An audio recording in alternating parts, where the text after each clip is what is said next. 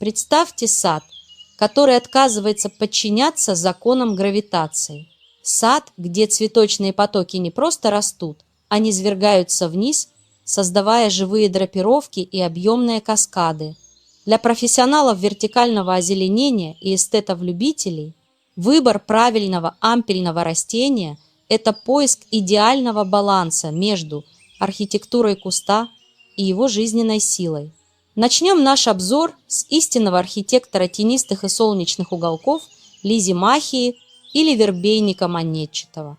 Это растение не стремится удивить пышным цветением, ведь его главная ценность заключается в золотом дожде мелких округлых листьев, которые способны струиться вниз почти на метр.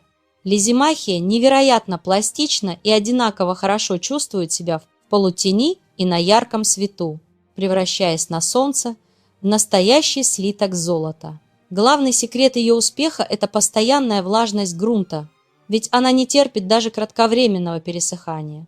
Совершенно иное настроение создает бакопа.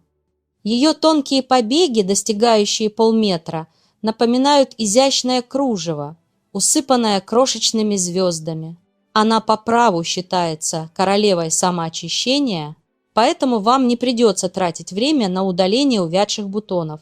Бакопа цветет волнами с мая по октябрь, предпочитая умеренно солнечные места. Однако будьте бдительны с поливом, так как однократное пересыхание земляного кома заставит ее сбросить все цветы, и на восстановление былой красоты уйдет пара недель. Если ваша цель создать монументальный каскад, обратите внимание на тунбергию. Традиционно ее воспринимают как лиану, стремящуюся вверх, но лишенной опоры. Она превращается в мощный цветочный поток длиной до 2 метров. Ее яркие глазки на фоне густой зелени требуют простора и обильного питания. Тунбергия – невероятно прожорливое растение, которому нужен большой объем грунта и регулярные подкормки, чтобы поддерживать свою впечатляющую массу до самых заморозков. На контрасте с ее мощью выступает лотус или лядвенец бертелота, также известный как клюв попугая. Это растение для тех, кто ищет в саду фактуру и экзотику. Его серебристая, почти хвойная листва не спадает мягкими прядями на 60-80 см, а огненно-оранжевые цветы весной кажутся застывшим пламенем. Он требует яркого солнца и безупречного дренажа, напоминая нам о своем канарском происхождении. Далее в нашем списке идет калибрахоа, которая давно стала синонимом идеального подвесного кашпо. Ее побеги формируют плотную цветущую сферу, уходящую вниз на полметра. Это растение требует профессионального подхода к агротехнике, поэтому обязательный контроль уровня pH и регулярные подкормки хелатом железа предотвратят хлороз. За это она отблагодарит вас миллионом колокольчиков, которые не боятся ни ветра, ни легкого дождя. Более выносливая альтернатива для ветреных террас – это сцевола. Ее уникальные цветы – веера. Распускаются на побегах, которые сначала растут горизонтально, а затем плавно опускаются под собственным весом.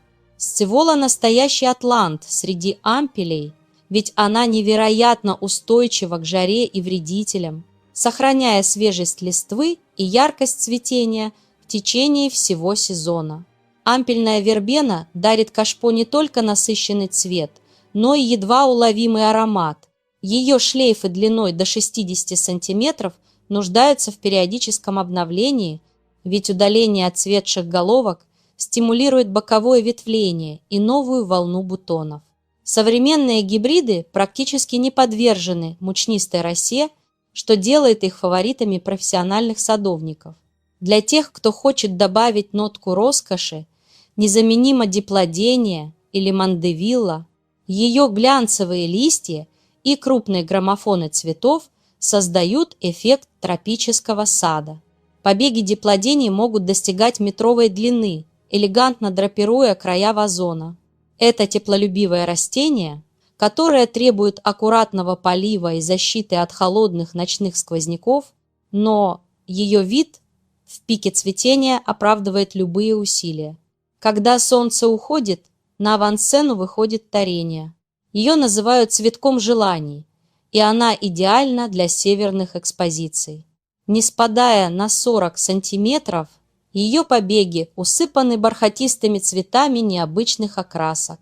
Торения обожает высокую влажность воздуха, поэтому в жаркие дни она будет благодарна за легкое опрыскивание. Завершает нашу первую десятку неизменная лобелия ампельная. Ее мелкие, но невероятно густые цветы создают эффект плотного цветового пятна, струящегося из вазона на 30-40 сантиметров. Чтобы лобелия не выгорела к середине лета, профессионалы рекомендуют радикальную стрижку в июле, что омолодит куст и подарит вам вторую, еще более пышную волну цветения до самой осени. Создание кашпо – это всегда эксперимент с формой и цветом. Какой из этих каскадов станет главным украшением вашего сада в этом сезоне? Хотите, чтобы я подобрала для вас идеальные комбинации из этих растений, которые будут гармонично смотреться в одном большом вазоне? Если да, то напишите в комментариях, и в следующем выпуске мы обязательно покажем вам лучшее сочетание. Продолжаем наше погружение в мир вертикального садоводства. Если первая часть растений была фундаментом классического ампельного дизайна, то оставшиеся представители вашего списка – это истинные ювелиры и труженики цветочного декора. Они создают текстуру, объем и те самые тонкие нюансы, которые отличают работу профессионала от любительского эксперимента. Одним из самых жизнерадостных участников нашего каскадного ансамбля по праву считается биденс или череда. Его гибкие побеги, усыпанные золотистыми звездами, обладают невероятной энергией роста. Биденс не просто заполняет пространство, он создает пышную, объемную массу, которая эффектно переливается через края вазона. Это растение – настоящий атлант. Оно стоически переносит жару и временную засуху. Чтобы поддерживать его декоративность, профессионалы советуют не жалеть удобрений с высоким содержанием азота в начале сезона и калия в период активного цветения. Если же вы ищете способ окутать сад медовым ароматом, ваш выбор лобулярия или алисум ампельный. Современные вегетативные сорта способны формировать плотные пенные облака, не спадающие мягкими волнами. Лобулярия – один из самых щедрых медоносов, привлекающий в сад полезных насекомых. Она крайне неприхотлива, но для поддержания идеальной формы каскада в середине лета ее можно слегка подстричь, и это спровоцирует взрывной рост новых цветущих побегов. Далее обратим внимание на микордонию, растение, которое часто недооценивают, а зря. Она создает низкий плотный ковер, который при достижении края кашпо превращается в изящную ярко-желтую драпировку. Ее мелкая сочная листва остается декоративной до самых заморозков. Микордония – идеальный выбор для тех, кто ценит стабильность, так как она цветет ровно, без выраженных пауз, и практически не требует удаления увядших бутонов. Похожим солнечным характером обладает санвиталия. Ее часто называют миниатюрным подсолнухом. Тонкие, но прочные стебли санвиталии переплетаются, образуя густую зеленую подушку с множеством мелких цветов с темным центром. Она великолепно держит форму и не разваливается даже после сильных ливней, что делает ее незаменимой для открытых, незащищенных террас. Для любителей нежных пастельных тонов идеально подойдет брахикома. Ее ажурная, сильно рассеченная листва напоминает туман, в котором застыли нежно-голубые или сиреневые ромашки. Брахикома – растение с характером. Она любит хороший свет, но не выносит перегрева корневой системы. Поэтому в жаркие дни кашпо лучше слегка притенять или использовать светлые вазоны. Особое место в арсенале дизайнера занимает эуфорбия или молочай алмазный мороз. Это не классический ампель в плане длины плетей, но она создает незаменимую воздушную подушку, Ее тонкие белые соцветия выглядят как застывшие брызги шампанского или легкая вуаль, наброшенная на другие растения. Эуфорбия обладает феноменальной выносливостью и способна гармонизировать любую, даже самую пеструю композицию. Когда речь заходит о южных балконах, где солнце буквально плавит асфальт, на сцену выходит портулак. Его сочные мясистые стебли накапливают влагу, позволяя растению транслировать яркость своих неоновых цветов даже в экстремальный зной. Портулак стелется по поверхности и плавно переходит в ниспадающее состояние, создавая живой, переливающийся ковер. Единственное условие – это максимум света, ведь в тени его цветы просто не раскроются. Динамику цвета и структурные акценты привносят диасция и немезия, две сестры, которые разнообразят вертикальное озеленение невероятной палитрой оттенков. Диасция славится своими шпорами на цветах и способностью формировать мягкие, текучие каскады, которые особенно хороши в начале лета и осенью. Немезия же поражает воображение двухцветными комбинациями и тонким парфюмерным ароматом. Обе культуры предпочитают умеренные температуры и будут благодарны за омолаживающую стрижку после первой волны цветения. Нельзя забыть и про ампельные формы лантаны. Ее соцветия хамелеоны, меняющие цвет в процессе цветения, на длинных побегах выглядят очень экзотично. Лантана – растение для тех, кто любит южный колорит и не боится ярких, дерзких сочетаний. Она очень теплолюбива и в полной мере раскрывает свой потенциал только при обилии солнечного света. Стоит упомянуть и такие интересные культуры, как куфея и фелиция. Куфея, или сигаретный цветок, добавляет в композиции интересную вертикальную и диагональную динамику своими необычными трубчатыми цветами, а фелиция радует редким для сада истинно небесно-голубым цветом ромашек на фоне аккуратной зелени. Каждая из этих растений – это краска на палитре садовода.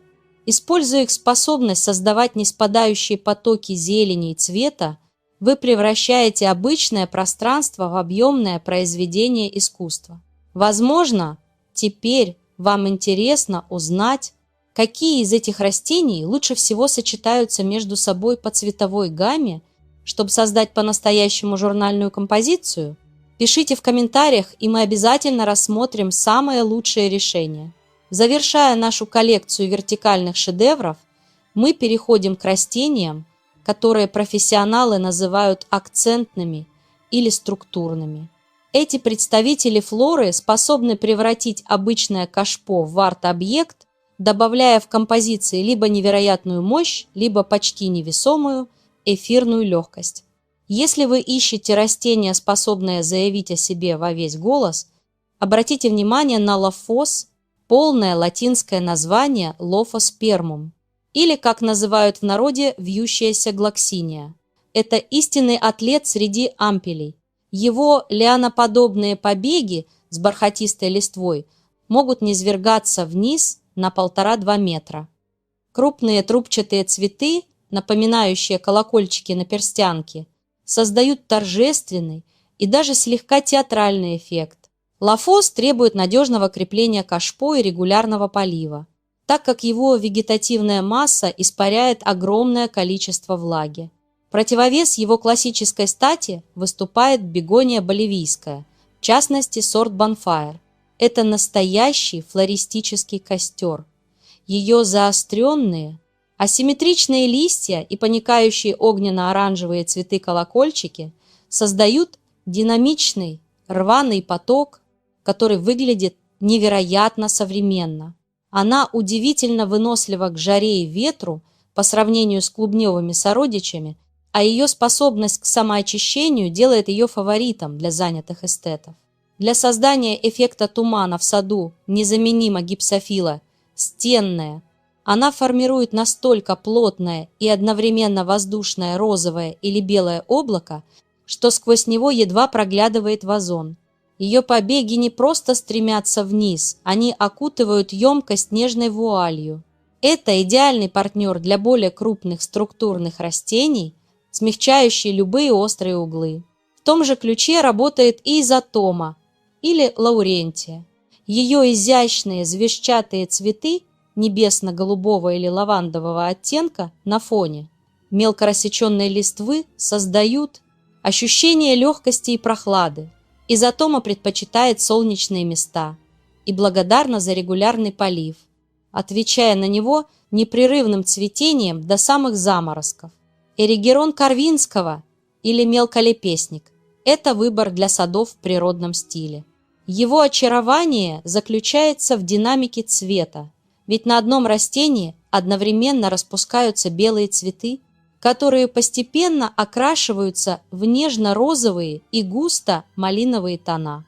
Этот живой градиент, струящийся из кашпо, придает композиции благородную небрежность старинных итальянских вилл. Эригерон крайне неприхотлив и легко переносит кратковременную засуху. Настоящую средиземноморскую синеву подарит вьюнок Савойский.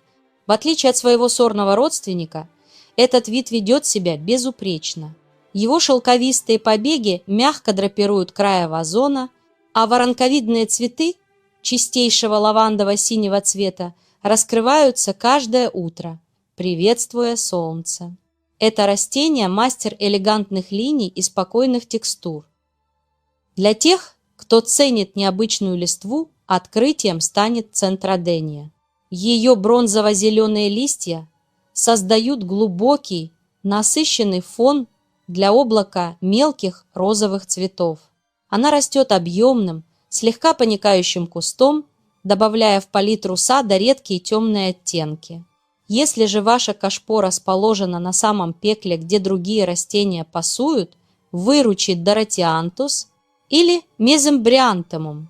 Его сочные глянцевые листья, покрытые словно капельками росы, и ослепительно яркие неоновые цветы – это гимн жизнелюбию.